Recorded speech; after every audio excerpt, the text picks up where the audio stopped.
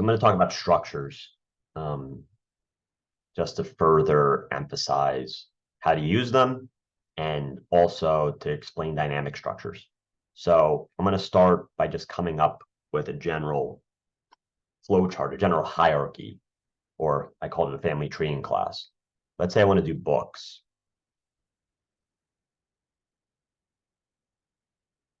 And maybe the next level down, maybe I'll label it here. This will be the name of the structure. This is going to be just kind of on the side. The name, this will be the genre of book. Maybe we'll have the length of the book.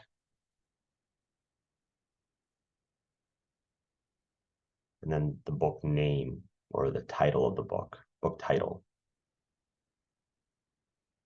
So that top line is the structure name. That looks like I'm writing Wayne or something. Let me fix that.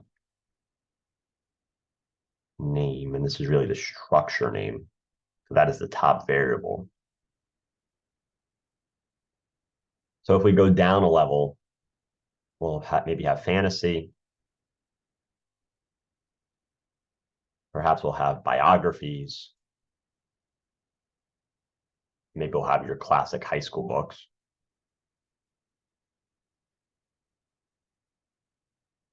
And maybe for length, I'll have short and long.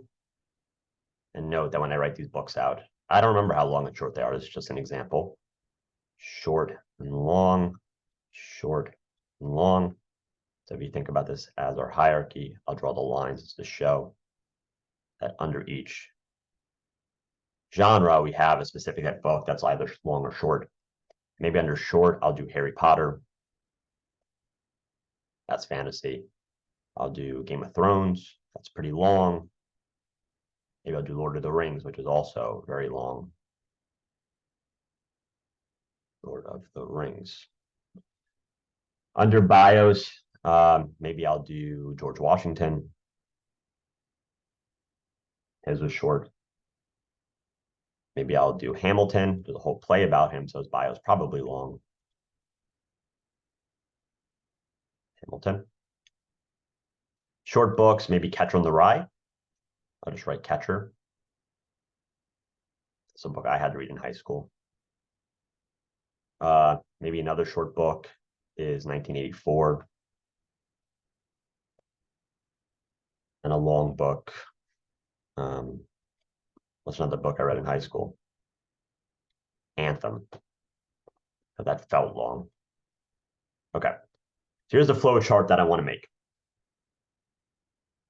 So what that looks like is maybe I'll start with the name of the flow chart, which is books.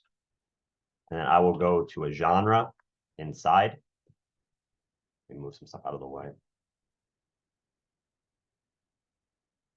A little bit closer. What we're going to do. Move this lower so I can see it still. Books.fantasy. With each dot in the structure, it will go one level down. So books, within the structure books, I will have three possible places to go, three possible paths. One of them being fantasy, another being bios, another being classics.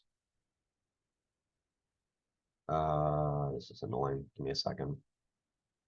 Find a place to put this. You know what? I know what we're going to do. Yeah, we're going to put it down there for now. Beautiful. Okay. Now it's down there. So ultimately, these are the three things I'm going to go to. And within each of them, I might have the opportunity to go either short or long. So I do dot short, that went one level down. If I were to do the same thing, that is another possibility. We were just in the other path. I'm going to use the laser over here. So if you look up here, I have books.fantasy.short. That means we start at books, we go to fantasy, then we go to short. And based on what I did, that will be equal to Harry Potter. And I can have spaces, that's okay. I cannot have spaces over here, but in the string or the text itself, you can. So that is what is under short books. If I were to go to the other one where I have two books, I will have to use brackets.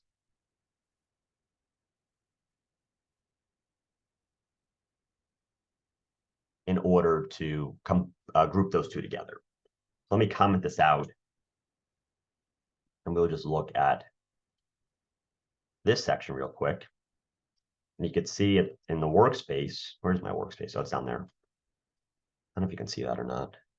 Okay, books. That's the only variable. It's a 1-by-1 structure. If we were to double click this, we can see that fantasy is within it. If I double click that, it'll bring up the next level. Somebody in my Tuesday class mentioned how this is kind of like a file hierarchy on Windows, or you're going through folders. So you go with the top folder, go to the next folder down, and so on.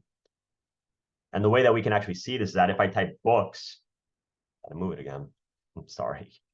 I want this thing here so we can see it at the same time. If we type books, we see that right now, the only thing that is within books is the fantasy level, because we've only filled out this left side of the hierarchy. Because I only ran that section of the code. So I do books.fantasy now. I'm going to enter into that next level, and then it tells me what's inside. The short books and the long books. The strings will be shown, with the numbers, whatever that is. The last level will be shown once you are at the level before. If I do short or books.fantasy, that means I'm now in the short and long level. The following level are the names, so that's why we'll see both at the same time. If I wanted to call out specifically the short book, I can do books.fantasy.short, and it'll tell me Harry Potter. If we look at the class of that, it's going to say that it's a string because of the fact that we stored it initially as a string. And I say that you do that all the time because of characters, because they're arrays, things get a little weird. If we do books.fantasy.long, we can see that we have a 1-by-2 array because of the fact that we have these two books that were up there. Okay. So if we do books, we see that we have a structure with fantasy. Let's go ahead and add in bios. Move this again back down. Okay. So under bios, if we come over to here, we see there's also short and long. So we'll do the same type of thing. We'll say that dot short. I said George Washington. Books.bios.long. I just gave Alexander Hamilton. That's what his name was.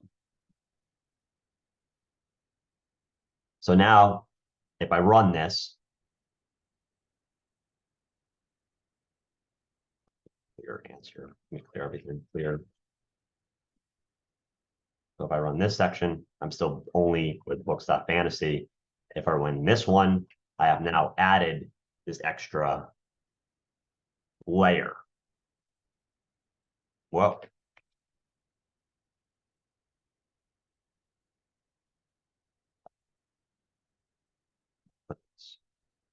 Put it there for now. We don't care about the top right now. We'll just leave this. Okay. So when books, and because I have added this new name here, that means I can also have a branch for bios. So again, if I do books.fantasy, I will see the short and the long books. If I do books.bios, I will see the categories. So books.bios.long will show me the information that was within that subheading. That'll spit out Alexander Hamilton. We'll go one more round with the classic books, and we'll say that books.classics.shorts. Well, I said two books there, Catcher in the Rye.